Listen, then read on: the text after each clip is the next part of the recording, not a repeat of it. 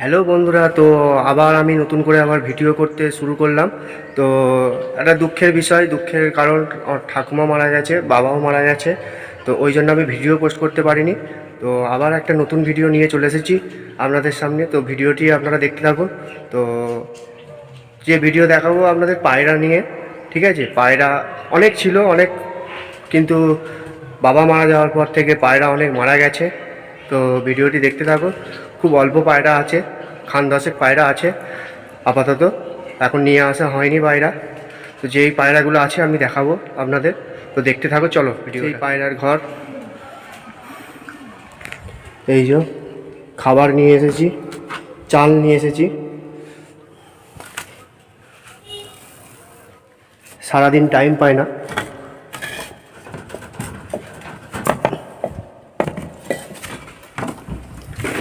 পায়রাগুলো খাওয়ার জন্য ছটফট করছে। এই যে পায়রা, একজন খাওয়ার জন্য উঠে পড়েছে।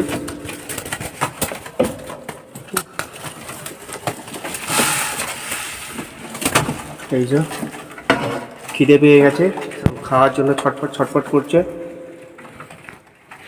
এই পায়রাগুলোই আছে আপাতত। এই তোর কি হলো? এই যা খেয়ে নিতে, যা যা খেয়ে নিতে, যা যা।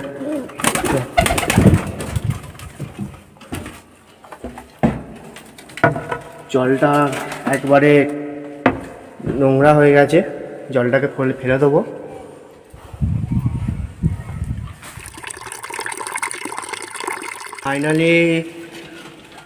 ফাইনালি আমি ওদের জন্য জল দিয়ে দিলাম।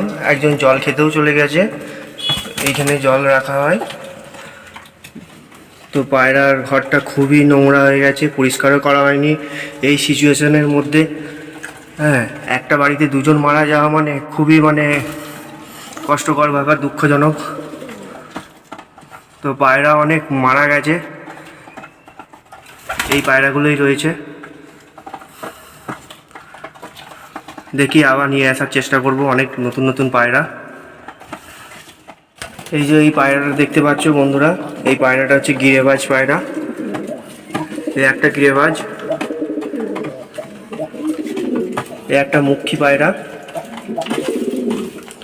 এগুলো নর্মাল দেশি পায়রা আছে এই কটাই। এখানে একজন খাওয়া হয়ে গেছে, উঠে পড়েছে, আর খাবে না মনে হচ্ছে।